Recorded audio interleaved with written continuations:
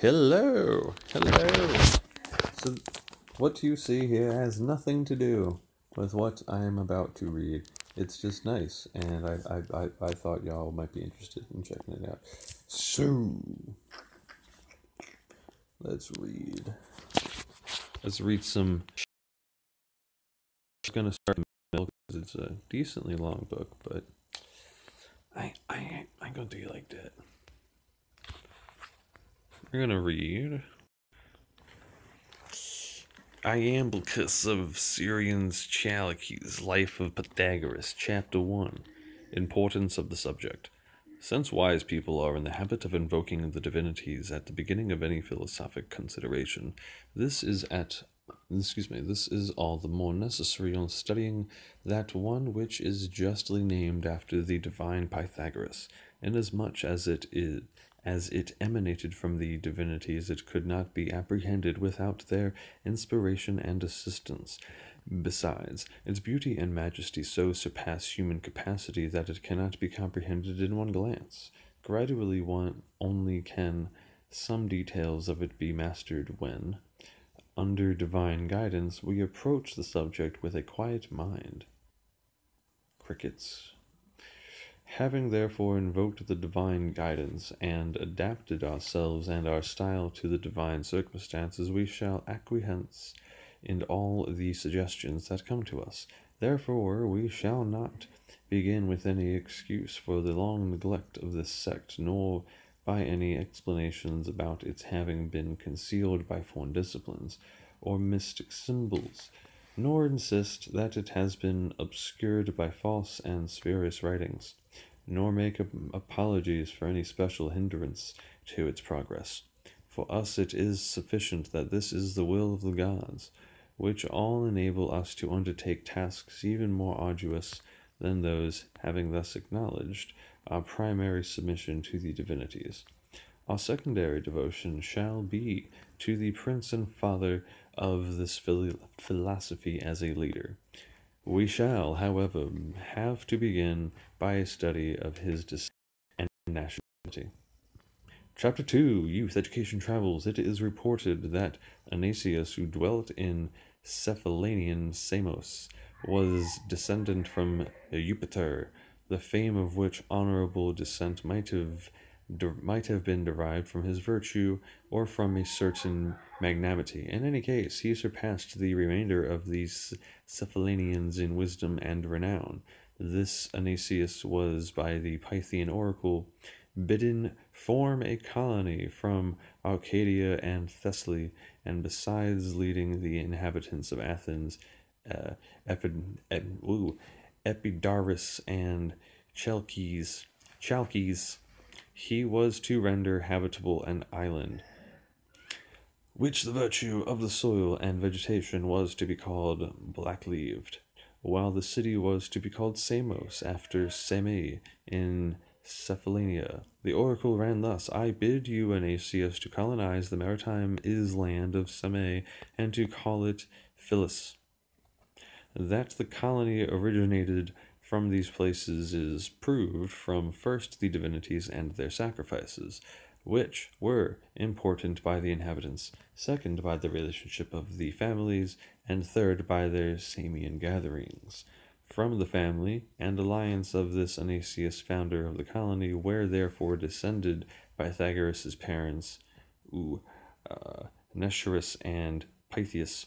That Pythagoras was the son of Apollo is a legend due to a certain Samian poet, who thus described the popular recognition of the nobility of his birth. Sang he, Pythias, the fairest of the Samian race, from the embrace of the god Apollo, bore Pythagoras, the friend of Jove. I don't think that's how the song went. It might be worthwhile to relate the circumstances of the prevalence of this report. Nenchirus had gone to Delphi on a business trip, leaving his wife without any signs of pregnancy.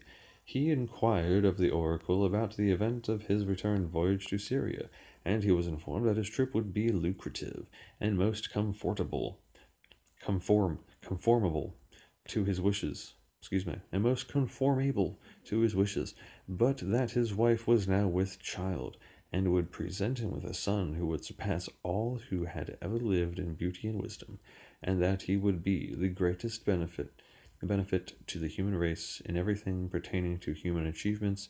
But when Anenchirus realized that the god, without waiting for any question about his son, had by an oracle informed him that he would possess an illustrious progenitive and a truly divine gift, he immediately changed his wife's former name Parthenius to the one reminiscent of the Delphic prophet and her son, naming her Pythias, and the infant, who was soon after born at Sidon in Phoenicia, Pythagoras. You renamed his wife. That's straight alpha, son. By this name, commemorating that such an offspring had been promised him by the Pythian Apollo. The assertions of Epimenides, Eodexus, and Xenocrates, that Apollo, having at that time already had actual connection with Parthenius, causing her pregnancy, had regularized that fact by preceding the birth of Pythagoras, are by no means to be admitted. No one will deny that the soul of Pythagoras was sent to mankind from Apollo's domain, having either been of his own attendants or more intimate associates, which may be inferred from both his birth and his versatile wisdom. After Anenchirus had returned from Syria to Samos with great wealth derived from a favorable sea voyage, he built a temple to Apollo. With the inscription of Pythias, he took care that his son should enjoy the best possible education, studying under Creophilus, then under Phorekidos, then under Phorekidos the Syrian, and then under almost all who presided over sacred concerns, to whom he especially recommended his son, that he might be as expert as possible in divinity. Thus, by education and good fortune, he became the most beautiful and godlike of all those who have been celebrated in the annals of history.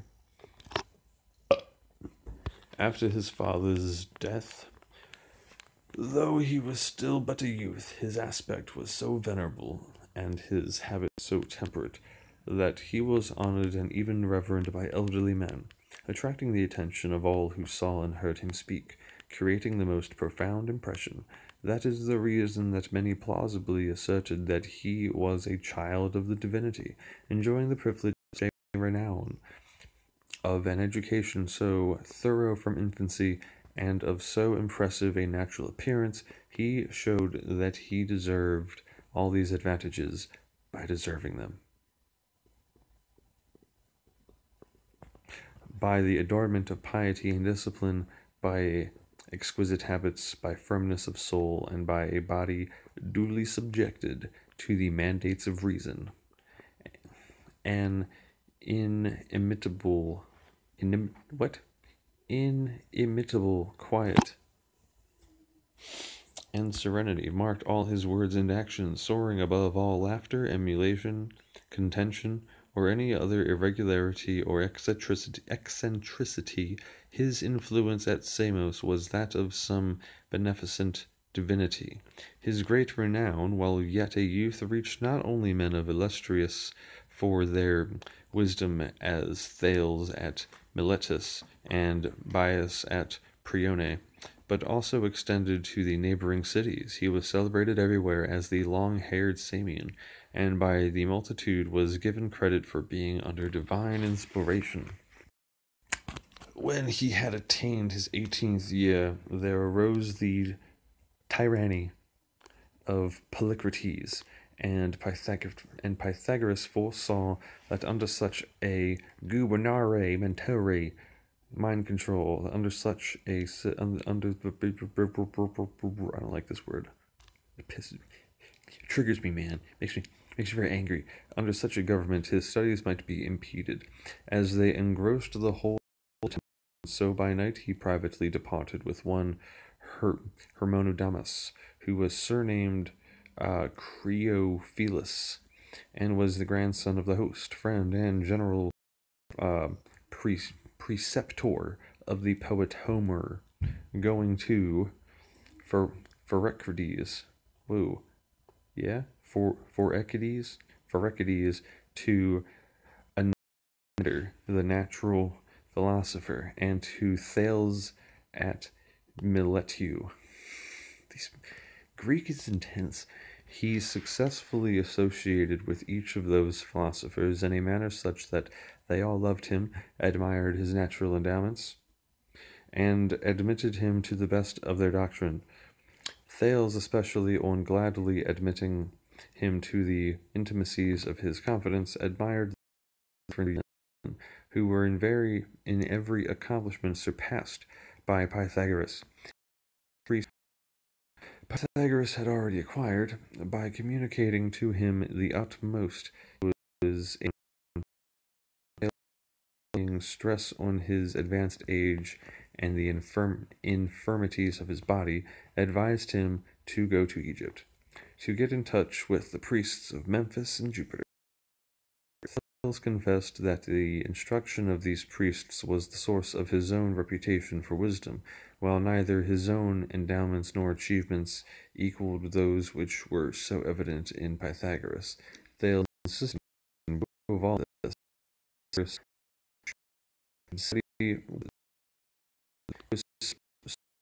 the wisest and most divine of men.